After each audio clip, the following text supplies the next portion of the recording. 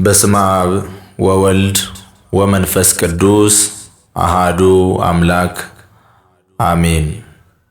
የተወደዳችሁና የተከበራችሁ የእግዚአብሔር ቤተሰቦች የእመቤታችን የቅድስት ድንግል ማርያም የመስቀል ስር የአደራ ልጆች የቅዱሳን ጻድቃን የቅዱሳን ሰማዕታት የቅዱሳን መላእክት ወዳጆች በያላችሁበት በእግዚአብሔር አምላካችን ፍጹም ሰላም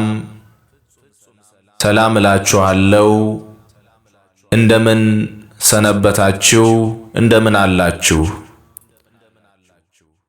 ዘመናትን ጊዜያትን ቆጥሮ ሰፍሮ ሰጥቶ በጤናና በሕይወት ያኖረን ይህንንም የሕይወት ቃል የመንግስት ወንጌል እንድንሰማ እድሜን ዘመንን ጨምሮ የሰጠን አምላካችን ልዑል እግዚአብሔር ክብርና ምስጋና ለስም አጠራሩ ይሁን። እንደ አምላካችን ልዑል እግዚአብሔር ቅዱስና መልካም ፈቃድ በቅዱስ ዮሐንስ ወንጌል ምዕራፍ 3 ቁጥር 31 ላይ ያለውን ኃይለ ቃል መነሻ አድርገን እንማማራለን። ኃይለ ቃሉም እንደዚህ ይላል። ከሰማይ የሚመጣው ከሁሉ በላይ ነው። የትምህርታችን መሰረታዊ ዓላማ የአምላካችን የልዑል እግዚአብሔርን ከሁሉ በላይ መሆን አምነን በሕይወታችን የሚገጥሙንን ነገሮች ሁሉ ጌታ ሆይ ፈቃድ ከሆነ ይህ እንዲደረግ ፈቃድ ከሆነ ይሁን፣ አሜን፣ ይደረግልን ብለን መቀበል እንድንችል ማለማመድ ነው። ከዚሁም በተጨማሪ በእግዚአብሔር አምላካችን ከሁሉ በላይ በመሆኑ ጥላ ስር ታምነንና አምነን ካሉን ነገሮች ይልቅ በእሱ ላይ እምነትን እንድንጥል ማድረግ ነው። ኃይለ ቃሉን የተናገረው ቅዱስ ዮሐንስ መጥምቀ መለኮት ነው። ቅዱስ ዮሐንስ መጥምቀ መለኮት ይህንን ኃይለ ቃል የተናገረበት ምክንያት በአይሁድና በእሱ ደቀ መዛሙርት መካከል ስለ መንጻት ወይም ስለ ጥምቀት በነበረው ክርክር ምክንያት ነው። በቅዱስ ዮሐንስ ወንጌል ምዕራፍ 3 ቁጥር 23 ጀምሮ ስንመለከት እንደዚህ ይላል። ዮሐንስም ደግሞ በሳሌም አቅራቢያ በሄኖን በዚያ ብዙ ውሃ ነበርና ያጠምቅ ነበረ ይላል። እየመጡም ይጠመቁ ነበር። ዮሐንስ ገና ወደ ወህኒ አልተጨመረም ነበርና። ስለዚህም በዮሐንስ ደቀ መዛሙርትና በአይሁድ መካከል ስለ ማንጻት ክርክር ሆነ ይላል።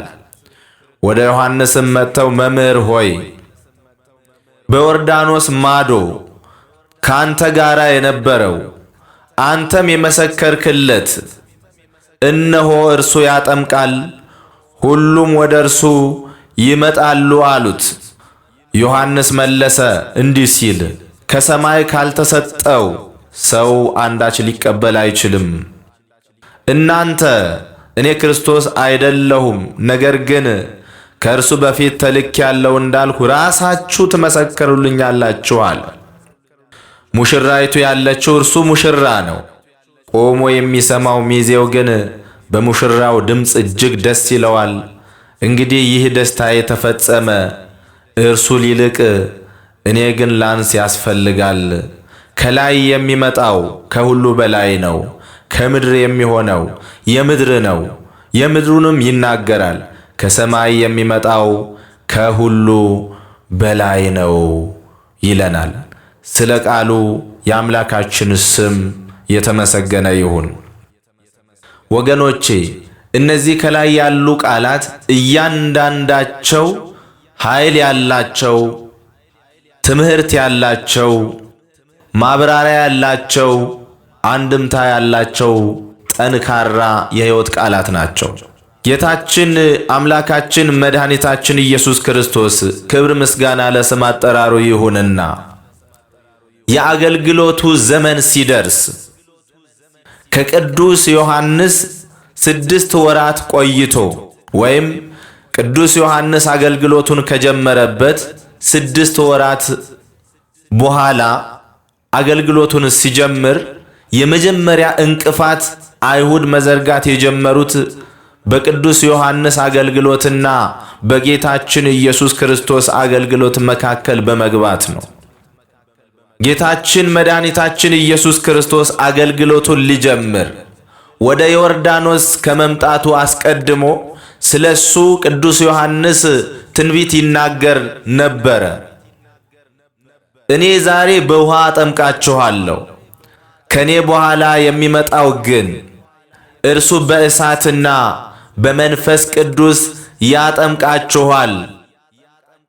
እነሆ መንሹ በእጁ ነው፣ አውድማውን ፈጽሞ ያጠራዋል፣ ገለባውን ወደ እሳት ይጥላል፣ ስንዴውንም ወደ ጎተራ ይከታል።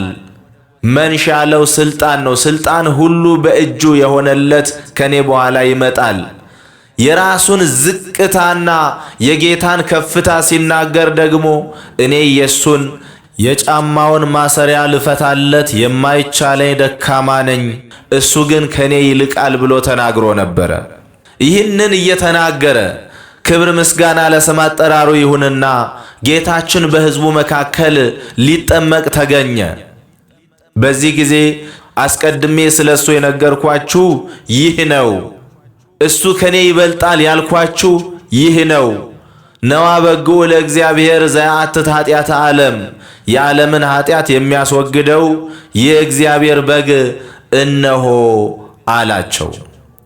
ይህንን መነሻ በማድረግ አይሁድ መምህራችሁ መምህርነቱን፣ አለቅነቱን፣ አጥማቂነቱን አሳልፎ ለሱ ሰጥቶታል፣ ስለዚህ ስልጣን የለውም፣ መምህራችሁ ዮሐንስ ሊያስተምር አይችልም፣ ከዚህ በኋላ ሊያስተምር የሚችል ኢየሱስ ክርስቶስ ነው፣ ከዚህ በኋላ ሊያጠምቅ የሚችል እሱ ነው፣ ወደ ዮሐንስ አንሄድም፣ ወደ ኢየሱስ እንሄዳለን ብለው የዮሐንስን ደቀ መዛሙርት ያበሳጯቸው ጀመረ። በዚህ ጊዜ ይህንን ሊነግሩ ወደ ቅዱስ ዮሐንስ የቅዱስ ዮሐንስ ደቀ መዛሙርት መጡ፣ ተማሪዎቹ ማለት ነው። መምህር ሆይ አንተ በዮርዳኖስ ስለሱ የመሰከርክለት ያ ሰው፣ መተርጉማን አበው እንደሚናገሩት ይህ የጥላቻ ንግግር ነው። ያ ሰው አንተ ስለሱ የመሰከርክለት እሱ ደግሞ ያጠምቃል፣ ሰው ሁሉ ወደሱ ይተማል፣ ወደሱ ይሄዳል፣ ያንተን መምህርነት የሚቀበል የለም፣ ይህ እንዴት ይሆናል ብለው ደቀ መዛሙርቱ ወደ ዮሐንስ መጥተው ነገሩት። በዚህ ጊዜ ነበረ ቅዱስ ዮሐንስ ስለ ጌታ ደግሞ መናገር የጀመረው። እኔ ስለ እሱ ከኔ እንደሚበልጥ እንደተናገርኩ እናንተ ራሳችሁ ምስክሮች ናችሁ። ከሰማይ ካልተሰጠው በቀር መምህርነትን እጅ ማድረግ የሚቻለው ማንም የለም። ከሰማይ ካልተላከ በቀር እውነተኛ ተልእኮ ሊፈጽም የሚችል ማንም የለም። እሱ እውነተኛ መምህር ነው። እሱ ዘላለማዊ መምህር ነው። የኔ ጊዜ ተፈጸመች፣ የመንፈቅ አገልግሎቴ ዘመን አለፈ ብሎ መናገር መመስከር ጀመረ። በዚህ ምስክርነቱ መካከል ከተናገራቸው ታላላቅ ኃይለ ቃላት እርሱ ሊልቅ እኔ ግን ላንስ ያስፈልጋል አለ። ይሄ በምድራችን እውነት ለመናገር የጠፋ ነገር ነው። በዚህ ዘመን የበላዩን ማክበር ወይም ደግሞ ራስን ዝቅ ማድረግና ባልንጀራዬ ከኔ ይበልጣል ማለት፣ ይሄ ሁሉን ነገር ማሸነፍ ማብረድ እንደሚችል በዚህ ውስጥ እንማራለን። እርሱ ሊልቅ እኔ ላንስ ያስፈልጋል አለ ቅዱስ ዮሐንስ። እውነተኛ መምህር ጌታውን ከፍ ያደረገ ራሱን ዝቅ ያደረገ ጊዜንና ሁኔታን ተጠቅሞ መምህሩን ያልገፋ እውነተኛ ቦታውን የጠበቀ ቅዱስ ሰው። እኔ ላንስ እሱ ሊልቅ ይገባል። እሱ ከላይ የሚመጣው ነው አለ። ከላይ የሚመጣው ከሁሉ በላይ ነው አለ። ከምድር የሚሆነው የምድር ነው፣ የምድሩንም ይናገራል አለ። እኔን ብትጠይቁኝ ከየት መጣህ ብትሉኝ ዘካርያስ አባቴ፣ ኤልሳቤጥ እናቴ፣ በዚህ ጊዜ በዚህ ቦታ የተወለድኩ እላለሁ፣ ታሪኬ ይፈጸማል። እሱ ግን ከሰማይ የሚመጣው ነው አለ። ከሰማይ ማለት ከሚታየው ሰማይ ስለ መውጣትና መውረድ እየተናገረ አለመሆኑ ግልጽ ነው። ከሰማይ መላእክትም ሲመጡ በመጽሐፍ ቅዱስ ተጽፎ አይተናል። ነገር ግን ከሰማይ የሚመጣው ሲል ቅድመ ዓለም ልደቱን መናገሩ ነው ቅዱስ ዮሐንስ። ከሰማይ የሚመጣው ዘመልዕልተ ኩሉ ምስለ አብ፣ እንደ አብ ወይም ከአብ ጋራ ከሁሉ በላይ የሆነ። ከሁሉ በላይ የሆነ ማለት ከጊዜያት፣ ከዘመናት፣ ከፍጥረታትም ሁሉ በላይ የሆነ፣ ዘመናትን ያስገኘ፣ ጊዜያትን ያስገኘ፣ ፍጥረታትን ያስገኘ፣ ነገር ግን ዘመን የማይቆጠርለት፣ ጊዜ የማይሰፈርለት እሱ ነው። ከሰማይ የሚመጣው እሱ ከሁሉ በላይ ነው። ከሰማይ የሚመጣው እሱ ፈጣሪ ነው። ከሰማይ የሚመጣው እሱ ከሁሉ በላይ ነው ብሎ የጌታውን ገናንነት ተናገረ ቅዱስ ዮሐንስ መጥምቀ መለኮት። በእውነት በረከቱ ይደርብን። ምንድነው በዚህ ኃይለ ቃል ውስጥ የምንማረው? ቅዱስ ዮሐንስ ምን ያስተምረናል? ወገኖቼ በዚህ ኃይለ ቃል ውስጥ የምንማራቸው ነገሮች ብዙ ናቸው።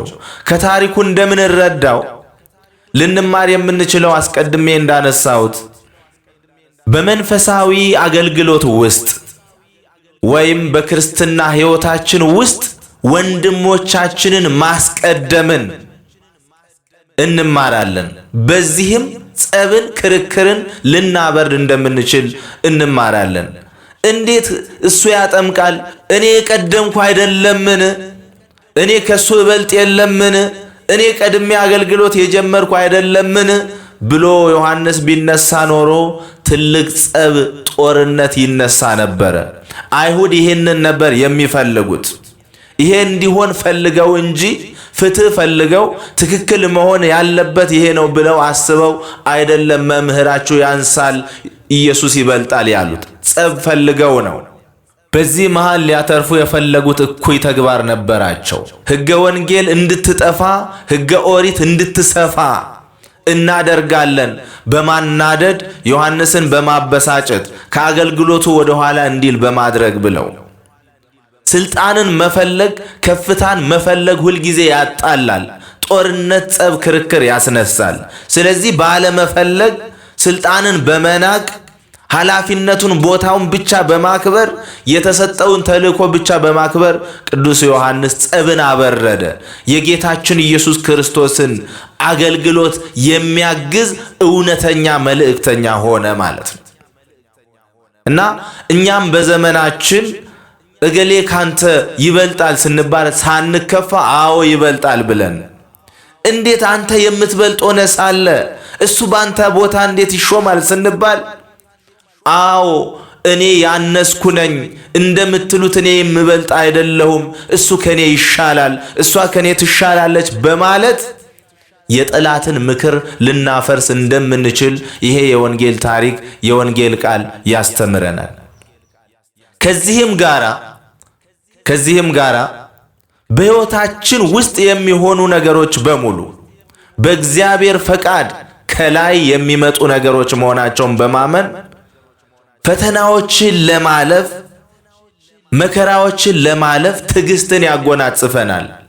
ወገኖቼ መከራ በመጣብን ሰዓት ጌታችን ጸሎት እንኳን ሲያስተምረን ምንድነው ያለው? ፈቃድ በሰማይ እንደሆነች እንዲሁ በምድር ትሁን፣ ፈቃድ ይሁን ብላችሁ ለምኑ ነው ያለን። ከሰማይ የሚመጣው ከሁሉ በላይ ነው። ምናልባት እኛ የምንመካባቸው ነገሮች በምድር ላይ ያሉ ነገሮች እኛን ከፈተና ሊያወጡ የሚችሉ አይደሉም። ከሰማይ የሚመጣው ከሁሉ ይበልጣል። ሲፈጥረን ተፈጠርን፣ እለፉ ሲለን እናልፋለን። ሲፈቅድልን እናገለግላለን። እረፉ ሲለን እናርፋለን። ስለዚህ ይሄን መቀበል አለበት አንድ ክርስቲያን። ከሰማይ የሚመጣው ከሁሉ በላይ ነው። ከዝናችን በላይ ነው ከሰማይ የሚመጣው የእግዚአብሔር ፈቃድ። ከሀብታችን በላይ ነው እግዚአብሔር ከሰማይ የሚመጣው የእግዚአብሔር ፈቃድ፣ የእግዚአብሔር ቃል ከሀብታችን፣ ከዝናችን፣ ከዘመዳችን ሁሉ በላይ ነው። ከእውቀታችን፣ ከቋንቋችን፣ ከዘራችን፣ ከጎሳችን ሁሉ በላይ ነው። ስለዚህ በዚህ ምድር ስንኖር በአገልግሎታችን የእግዚአብሔርን ፈቃድ አገልግለን እንድናልፍ ያስተምረናል። የእግዚአብሔርን ፈቃድ፣ የመንግስቱን ፈቃድ፣ ከሰማይ የታዘዝነውን የእግዚአብሔርን ፍላጎት አገልግለን አክብረን እንድናልፍ ይሄ ያስተምረናል። ስለዚህ ወገኖቼ ከሰማይ የሚመጣውን የእግዚአብሔር መልእክት፣ ከሰማይ የሚመጣውን የእግዚአብሔር ፈቃድ ብቻ በማድረግ ንስሐ ግቡ ሲለን ንስሐ በመግባት፣ ቁረቡ ሥጋዬን ደሜን ተቀበሉ ሲለን ሥጋውን ደሙን በመቀበል ከሁሉ በላይ መሆኑን በማወቅና ለቃሉ በመታዘዝ መዳንን ልናገኝ ያስፈልገናል። እንደ ፈቃዱ እንድንኖር ከሰማይ በመጣው ትእዛዙ እንድንኖር የሰማይ መንግስቱንም እንድንወርስ የአምላካችን የልዑል እግዚአብሔር ቅዱስ ፈቃዱ ይሁንልን። የእመቤታችን የቅድስት ድንግል ማርያም አማላጅነት፣ የጻድቃን የሰማዕታት ምልጃና ጸሎት ከሁላችን ጋር ይሁን። ወስብሐት ለእግዚአብሔር። ይቆየን።